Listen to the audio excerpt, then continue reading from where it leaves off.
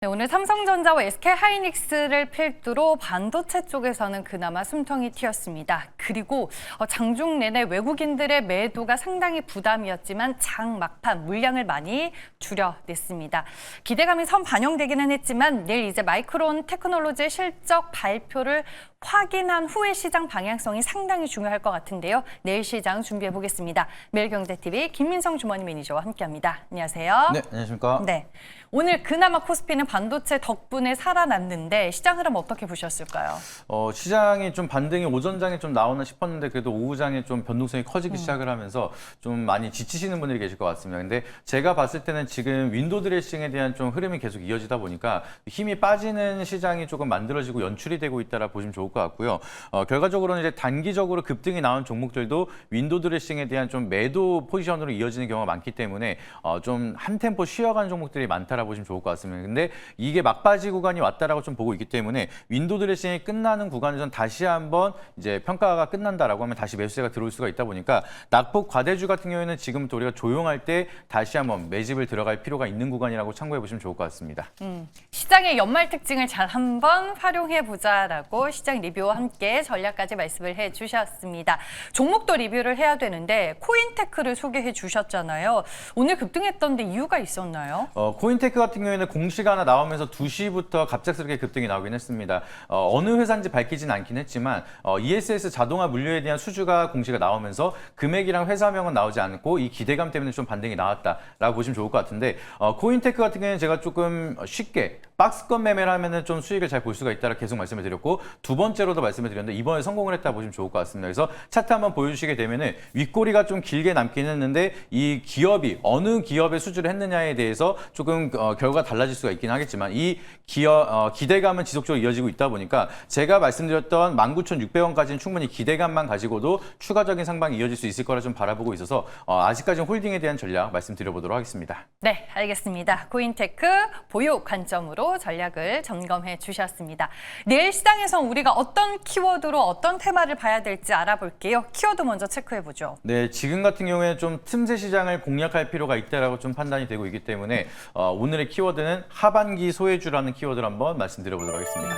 하반기 들어서 시장 안에서 많이 소외받았었던 테마 위주로 공략을 해보자 이 말씀이신 거죠? 맞습니다. 섹터별로 봤을 때 6월부터 현재까지 좀 많이 하락한 섹터 위주로 좀 편성을 해봤고요. 그중에서도 내년 상반기에 반등이 좀 힘차게 나올 수 있는 종목을 한번 체크드려보도록 하겠습니다. 네, 앞서 설명해 주셨던 낙폭 과대주에 우리가 관심을 가져보자라고 말씀을 해주시는 것 같습니다. 첫 번째 테마 무엇일까요? 제가 몇 번 설명드린 적이 있고요. 이 키워드는 이제 제가 또 메인이다 이렇게 말씀을 드렸던 내용인데 오늘 첫 번째로 볼 테마는 저출생 테마 한번 체크드려보도록 하겠습니다. 네, 안 그래도 오늘 특징주에 에르코스가 떴길래 그 종목을 보면서 김민성 매니저를 생각을 했었습니다. 이쪽 테마는 정부 정책 모멘텀이 부각이 된 거죠? 맞습니다. 지금 경상북도에서는 내년 저출생 극복에 대해서 4천억에 대한 예산을 투입하겠다는 소식이 만들어지고 있고요. 이 경상북도뿐만 아니라 전국적으로 이 저출생에 대한 예산이 확산이 된다라고 하면은 다시 한번 정부 정책에 대한 수혜 기대감이 커질 수가 있다라는 기대감이 만들어지고 있습니다. 그리고 오늘 상방에 대한 트리거를 만든 게 이재명 대통령께서 이제 아이가 낳는 거는 공익이다. 그렇기 때문에 국민연금 출산 크레딧에 대한 추가 개선을 해야 된다라고 얘기를 했습니다. 그래서 쉽게 말씀을 드리면 원래는 다자녀에만 혜택을 줬던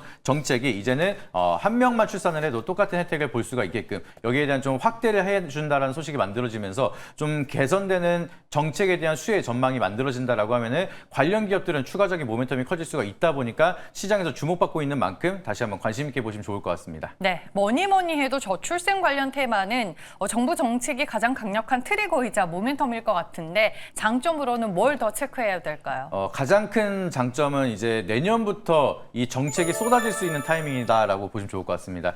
내년에 6월 3일이죠. 지방선거 시즌이 이제 본격적으로 시행이 되는 구간이다 보니까 이때 당시에 이제 저출생에 대한 정책이 가장 많이 나올 거로 좀 판단이 되고 있습니다. 그래서 지방선거에 대한 좀 정치적 테마에 대한 사이클 중에서 대장 역할을 할 수가 있는 거는 항상 저출생을 빼놓지 않고 움직였기 때문에 이번에도 마찬가지로 이 타이밍을 잘 활용하자.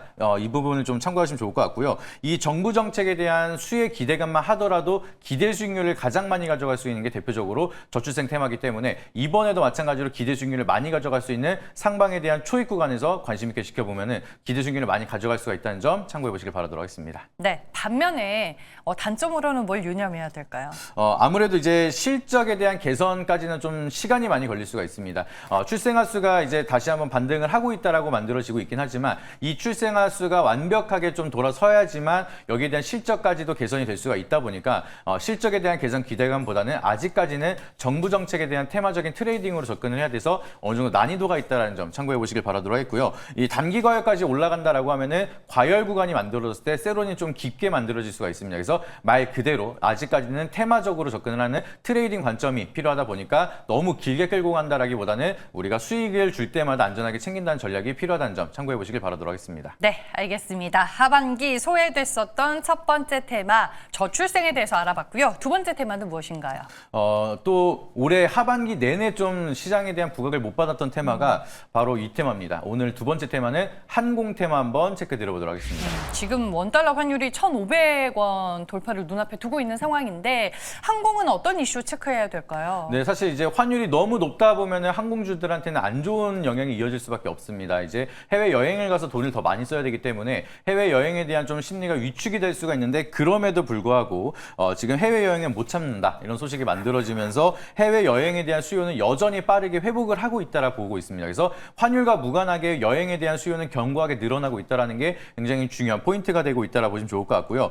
최근 들어서 일본이나 베트남, 대만 이런 단거리 여행지에 대한 선호가 계속해서 이어지면서 좀 더 빠르게 여행에 대한 수요가 늘어나고 있고 자주 이용을 하고 있다 보니까 여기에 대한 좀 실적 개선이 이어질 수 있는 기대감까지 한번 체크해 보시면 좋을 것 같습니다. 네, 항공 테마의 장점으로는 뭘 봐야 될까요? 장점으로 보시게 되면은 이 경기 회복 사이클이 어떻게든 좀 만들어지고 있는 상황입니다. 지금 경기 침체까지 이어진 다음에 회복 사이클이 만들어진다라고 하면 여행에 대한 수요가 기본적으로 좀 빠르게 확산이 되다 보니까 바닥을 치고 코로나 이전 수준으로 확산이 되고 있는 항공에 대한 수요는 앞으로도 더 많이 늘어날 수가 있다는 기대감. 그래서 실적에 대한 턴 어라운드 기대감이 있다 보니까 좀 중장기적으로 상방에 대한 룸이 많이 남을 수가 있다는 게 좀 커다란 장점이라고 보시면 좋을 것 같고요. 그리고 내년부터는 이제 기본소득이나 지역화폐에 대한 유동성이 조금 많이 풀릴 예정이 만들어지고 있으면서 이런 유동성이 풀린다라고 하면은 결국에는 취미생활이라든지 이런 쪽에 대한 수요가 다시 한번 확산이 될 수가 있다 보니까 지금도 견고하게 여행에 대한 수요는 늘어나고 있지만 앞으로 더 내년엔 추가적인 상승이 더 많이 이어질 수가 있다는 점 참고해 보시면 좋을 것 같습니다. 네, 반면에 주가에 부담이 될 만한 단점은 뭐가 있을까요?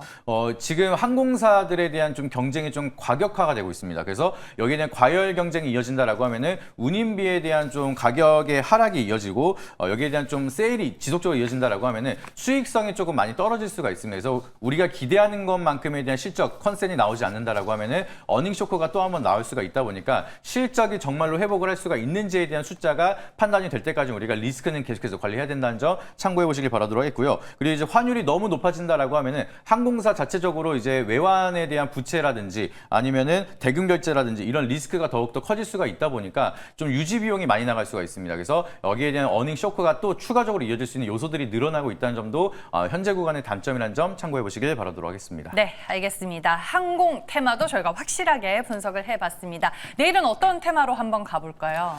항공 쪽도 한번 사이클이 만들어진다라고 하면 좀 크게 갈 수 있을 거라 좀 바라보고 있지만 저는 아무래도 이제 저출생에 대한 아이콘을 하고 있기 때문에 네. 오늘은 저출생 한번 체크 드려보도록 하겠습니다. 네, 저출생하면 또 전문이죠. 네, 관련주 안에서는 어떤 종목을 봐야 되는 걸까요? 제가 자주 말씀드렸던 오늘 상한가를 갔던 에르코스도 굉장히 좋다라 보고 있지만 원래 에르코스가 나오기 전에 이제 원래 대장이 따로 있습니다. 그래서 오늘은 그 과거의 대장을 다시 한번 본다는 관점으로 꿈비 종목 한번 체크 드려보도록 하겠습니다. 네, 투자 포인트 자세히 들어볼게요.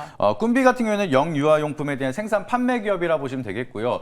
우리가 잘 알고 있는 젖병 소독기 같은 거를 판매를 하고 있습니다. 그래서 앞전에 코너에 나왔던 박철순 대표님이 저를 이번에 선물로 이거를 보내주셨는데 제가 직접 써보니까 굉장히 좋습니다. 그래서 여기에 대한 판매량이 앞으로 더 많이 늘어날 수 있을 거라 좀 바라보고 뭘 있고요. 선물 받으신 거예요? 젖병 소독기를 선물을 받았습니다. 아, 젖병 소독기. 또 꿈비 거를 받았습니다. 네. 그래서 써보니까 굉장히 좋기 때문에 이건 써보니까 많이 팔릴 수가 있겠구나. 그러면 이제 현금에 대한 지원 정책이 이어진다라고 하면은 이러한 물품이 많이 팔릴 수가 있는데 기술력이 있고 판매량이 증가가 되고 있는 이런 실적에 대한 모멘텀을 가져갈 수 있는 꿈비가 다시 한번 대장 역할을 할 수가 있을 거다 좀 바라보고 있고요. 그리고 앞전에 제가 이제 에르코스를 계속 추천을 드렸던 게 꿈비는 CB에 대한 오버행 리스크가 있었습니다. 근데 그 오버행 리스크가 이제는 거의 다 1회차의 물량이 다 나왔기 때문에 한 190억 정도에 대한 물량이 소화가 끝났습니다. 그래서 오버행 리스크도 끝났기 때문에 다시 한번 상방으로 올라간다라고 하면은 상승에 대한 룸이 좀 힘있게 올라갈 수 있다는 점도 참고해 보시면 좋을 것 같고요.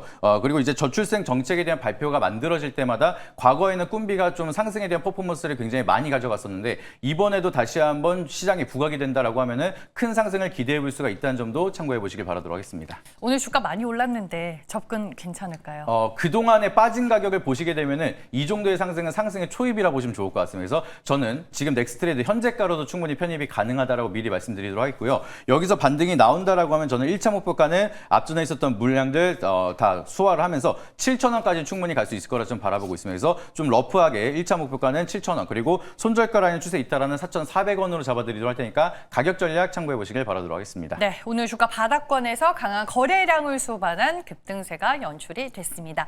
네이버 밴드로 찾아가는 방법 마지막으로 알려주시죠. 네, 코스닥에 대한 사이클이 약간 쉬어가다 보니까 루즈하다라고 생각하시는 분들이 계실 수가 있는데 이런 구간에서는 우리가 주력주들은 계속해서 홀딩을 하면서 틈새 시장을 공략하는 전략이 필요합니다. 그래서 앞으로 개별 장세에서 빼놓지 않고 움직일 수 있는 테마들 계속해서 체크드리도록 할 테니까 네이버 밴드 김민성 검색하셔서 다양한 인사이트 참고하시고 투자에 참고하시길 바라도록 하겠습니다. 네, 시장에 유용할 만한 팁들 많이 얻어가 보시길 바라겠습니다. 지금까지 매일경제TV 김민성 주머니 미니쇼와 함께했습니다. 고맙습니다.